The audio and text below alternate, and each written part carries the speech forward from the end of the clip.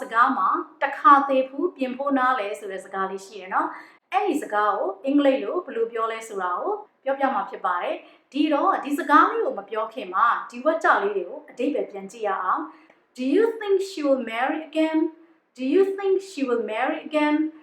Do you think she will marry again? Do you think မင်းထင်သလား she will marry again သူမနောက်ထပ်တစ်ခါပြန်ပြီးတော့လက်ထပ်လိမ့်မယ်လို့မင်းထင်သလားတဲ့ I don't think so. Once bitten, twice shy. I don't think so. Once bitten, twice shy. I don't think ငါမထင်ဘူး so အဲ့ဒီလိုဒီတော့ I don't think so ငါအဲ့ဒီလိုမထင်ဘူး once bitten twice shy တစ်ခါသေးဘူးပြင်ဖို့နားလေပေါ့ကွာတဲ့ဒီတော့အဓိပ္ပာယ်ကတဲ့ဘာသာပြန်ရမယ်ဆိုရင် once တစ်ခါ bitten အကိုက်ခံရတယ်တဲ့ once bitten တစ်ခါအကိုက်ခံရတော့ twice shy ဒုတိယတစ်ခေါက်မှာရှက်ရွံ့သွားတယ် twice ဆိုတာဒုတိယတစ်ခေါက် shine ဆိုတာတော့သိကြတဲ့အတိုင်းပဲရှက်တယ်ဒါပေမဲ့ဒီနေရာမှာရှက်ရွံ့တယ်လို့အဓိပ္ပာယ်ရတယ်တွန့်သွားတယ်ပေါ့နော်ဒီတော့တစ်ခါအကိုက်ခံရဖူးပြီးရင်နောက်ဒုတိယအကြိမ်မှာရှက်ရွံ့သွားတယ်တွန့်သွားတယ်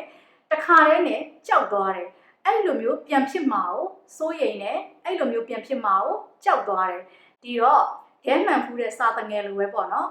မကောင်းတာတစ်ခုခုဖြစ်ချင်းခံလိုက်ရပြီးတဲ့နောက်မှာအဲ့ဒီလိုမျိုးအဖြစ်အပျက်မျိုးနောက်ထပ်ပြန်ဖြစ်မှာကိုကြောက်သွားတယ်အများအားစိုးရိမ်နေမိတယ်ဆိုတဲ့အဓိပ္ပာယ်မျိုးဖြစ်ပါတယ်ဒီတော့မြန်မာလိုစီလျော့အောင်ဘာသာပြန်ရမယ်ဆိုရင် once bitten twice shy တစ်ခါသေးဘူးပြင်ဖို့နားလေတဲ့မြန်မာစကားပုံကိုတော့ကြားဖူးတဲ့လူတွေတော်တော်များမှာပါအဓိပ္ပာယ်ကတော့သိကြတဲ့အတိုင်းပဲကိုယ်နာပတ်ဝန်းကျင်မှာရှိတဲ့လူတစ်ယောက်ယောက်သေသွားတဲ့အချိန်မှာပြင်ဖို့နားလေဒီလူတွေအလောင်းကိုထည့်ရတဲ့အခါပေါ့နော်အခါဟုတ်တဲ့တစ်သားစရိတ်ဘယ်လောက်ကြီးတယ်ဆိုတာကိုကိုနာပတ်ဝန်းကျင်ကလူတစ်ယောက်ယောက်သေသွားတော့မှသိတယ်တဲ့အဓိပ္ပာယ်ကတော့နည်းနည်းကျမ်းသလိုရှိပါတယ်နောက်အဓိပ္ပာယ်တွေနဲ့စီလျော့အောင်ဘာသာပြန်ရမယ်ဆိုလို့ရှိရင်ခဲမှန်ဖူးတဲ့စာတငယ်ဆိုတာမျိုးလည်းဖြစ်နိုင်ပါတယ်ဒါမှမဟုတ်လို့ရှိရင်လည်းတခါတည်းနဲ့လက်လန်နေဆိုတဲ့အဓိပ္ပာယ်မျိုးလည်းပြောလို့ရပါတယ်ပို့ပြီးတော့ရှင်းသွားအောင်ဥပမာလေးတွေကိုကြည့်လိုက်ရအောင်နော်I'm certainly not looking for a new boyfriend. Once bitten, twice shy. I'm certainly not looking for a new boyfriend. Once bitten, twice shy. Certainly, သေချာတာကတော့ I am not looking for a new boyfriend. သေချာတာကတော့ငါကရည်စားအသစ်ရှာနေတာဆိုတာမဟုတ်ဘူးဆိုတာပဲ Once bitten, twice shy. တစ်ခါသေးဘူးမှတော့ပြင်ဖို့နားလည်ပြီပေါ့ My little brother fell from the swing.Now, he doesn't like swinging it anymore. Once bitten, twice shy. My little brother fell from the swing. ငါရဲ့မောင်လေးကဒမ်းပေါ်ကပြုတ်ကျတယ် Now, he doesn't like swinging it anymore. အခုသူဒမ်းမစီးချင်တော့ဘူး Once bitten, twice shy. တစ်ခါခံလိုက်ရပြီးတဲ့နောက်သူကြောက်သွားပြီ My little brother fell from the swing. Now he doesn't like swinging it anymore. Once bitten, twice shy. Mama broke up with her boyfriend. Now she doesn't want a new relationship anymore. Once bitten, twice shy. Mama broke up with her boyfriend. သူမရဲ့ရည်စားနဲ့ broke up with ကွဲသွားခဲ့တယ်Now, she doesn't want a new relationship anymore. အခုသူနောက်ထပ် relationship အသစ်တစ်ခုမလိုချင်တော့ဘူး Once bitten, twice shy. တစ်ခါခံလိုက်ရပြီးတဲ့နောက်မှာအရန်ကိုကြောက်သွားပြီတဲ့ We don't want to use that agency anymore. Their service was terrible. Once bitten, twice shy. We don't want to use that agency anymore. We don't want to use that agency anymore. ငါတို့ဒီ agency ကိုထပ်မသုံးချင်တော့ဘူး Their service was terrible. သူတို့ရဲ့ဝန်ဆောင်မှုကရမ်းဆိုးခဲ့တယ် Once bitten, twice shy. တစ်ခါခံလိုက်ရပြီးတဲ့နောက်မှာနောက်ထပ်သူတို့နဲ့မဆက်ဆံချင်တော့ဘူးဟုတ်ပြီနော် ဒီတော့ we don't want to use that agency anymore. Their service was terrible. Once bitten, twice shy. We don't want to use that agency anymore. Their service was terrible. Once bitten, twice shy. ဟုတ်ပြီနော်ဒီတော့ဒီအသုံးလေးရဲ့အဓိပ္ပာယ်ကိုနားလည်သဘောပေါက်ပြီလို့ထင်ပါတယ်မြန်မာမှာဆိုရင်တခါတည်းဘူးပြင်ဖို့နားလဲဆိုတဲ့စကားနဲ့တူပါတယ်ဒါမှမဟုတ်လို့ရှိရင်လည်းခဲမှန်ဖူးတဲ့စာတငယ်လိုမျိုးသို့မဟုတ်လေခေတ်စကားနဲ့ပြောရမယ်ဆိုလို့ရှိရင်တော့တခါတည်းနဲ့လက်လန်သွားပြီဆိုတာမျိုးအဲ့လိုမျိုးအဓိပ္ပာယ်ရပါတယ်